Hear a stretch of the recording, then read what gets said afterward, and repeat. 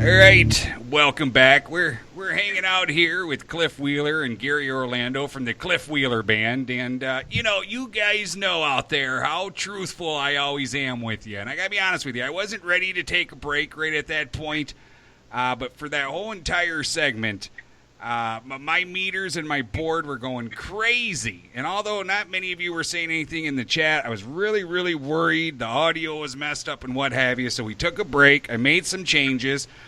Carney's going to hang out in the shadows and join me later in the show. I think we got it fixed up. Cliff, Gary, you're still with us.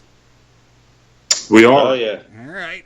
And so we can get back to where we were. And I believe we were at, I don't know, you guys owe me like $600 or something like that, or...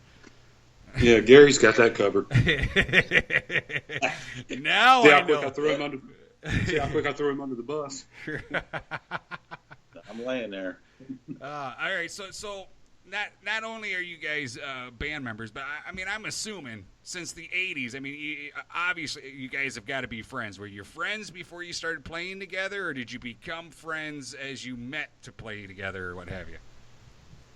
Yeah, it definitely developed from meeting through playing, and we met shortly after Gary came down from Jersey, and I was playing in a local band, and he came and jammed with us a few times, and the relationship just sort of developed from there. And I actually moved away, moved down, worked in Puerto Rico for a little while. And when I came back, I ran into Gary in a bar of all places. Imagine that. And Gary said, "You guys, we want to get together and make some music," along with his brother-in-law, Walt George. And the three of us became the foundation for several bands that went on for quite a few years. We used to kid around that we kept blowing up singers, sort of like Spinal Tap would blow up drummers. And so we kept going through singers, and eventually I sort of became a reluctant singer. And by that point, though, we had switched, and we had another drummer and another bass player. But yeah, it's been a long time. So, all right. So on paper, then you weren't a vocalist. You were kind of forced into it. Yeah, I've never been really crazy about my voice. I've always felt like I could sing a little bit, but never enough to really carry a band. And so I guess Twister, which was again with Gary, was my first foray into being the lead singer and a full-time guitarist. I was actually playing bass guitar in the previous bands. And so we did that for a while, and it was there again, we called it acid country. Maybe that's what we should call the Cliff Wheeler Band. But it was definitely country mixed with rock. And we did that for a while, and we did some club gigs, and they went okay, but it really didn't just take off. And that's sort of when we went our separate ways for a while. Gary kept doing the straight rock and roll, heavy rock, borderline metal stuff. And then I did some acoustic stuff solo for a while, and then Gary did some acoustic shows with me. And but that's about the time that I also Garrett was born, and I took a break from music for a while. Wait, hold on now. See, you can't just leave it at that. You took a break from music for a while. All right, for how long, and is there a reason why? Well, no, I mean, it was just, I didn't get married until I was 34. and Gary and his wife were so glad I got married, because I was living the rock. Even though we weren't together, we were together. And we're like brothers. And I was living the rock and roll lifestyle. And, so I went from that to married with a child in about 16 months, and it was just a huge life adjustment. And I never quit music. I just quit performing for a while. And I mean, it was years and years. And then actually, we decided that Garrett was getting to be old enough where he needed to start going to church. And I actually met Robert Watson in church. He was singing in a band at church, and they invited me to sit in with them, and I did it. And then that sort of that led to starting the blues band, the Fog Blues Band, and that just sort of took off locally. And so, like I said, that's been going on for about 10 years. So I guess I took a break from when Garrett was 3 or 4 until he was somewhere 8 or 9. So it was a good long break. So, all right, so you guys have been in, together, I mean, and separately, you've been in several different bands. It sounds like Cliff Wheeler Band is the longest stint. So how many, I mean, you're kind of limited on what you've given us to play. How many albums do you have out there? We did an EP back in the very early 90s. And then the Cliff Wheeler Band is the only other original stuff that I've recorded since then. And the EP was a mixture of covers and original songs.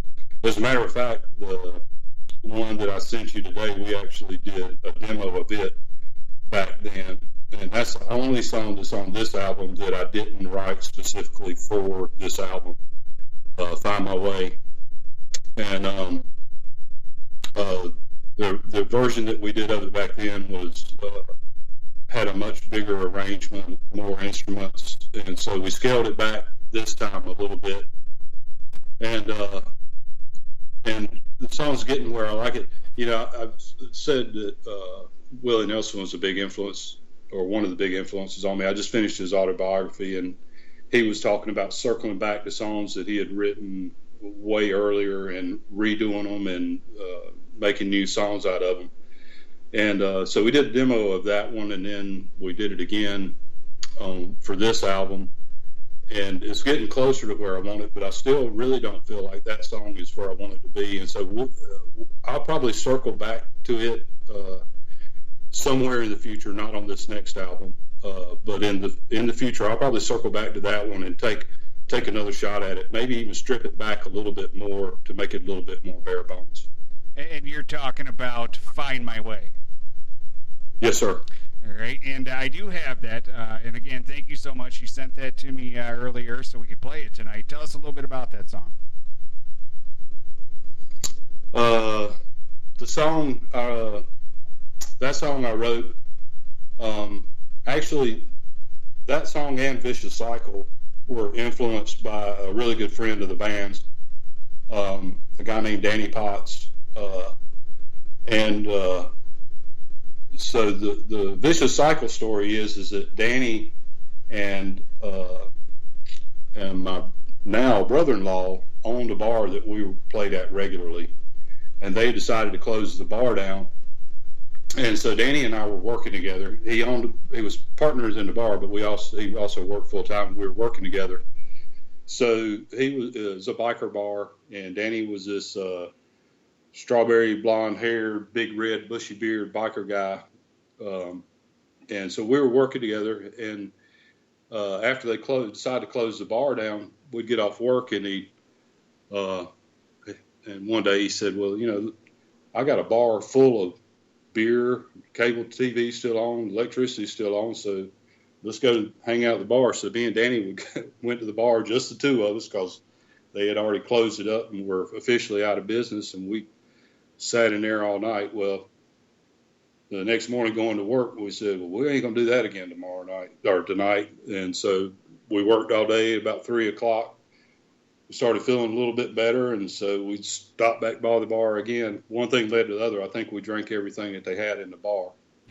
And so that was the Vicious Cycle. So I tried to tie the Vicious Cycle into also the motorcycle aspect of it. And so that song was influenced by Danny. And then Find My Way, several years later, Danny got sick and found out that he was terminally ill.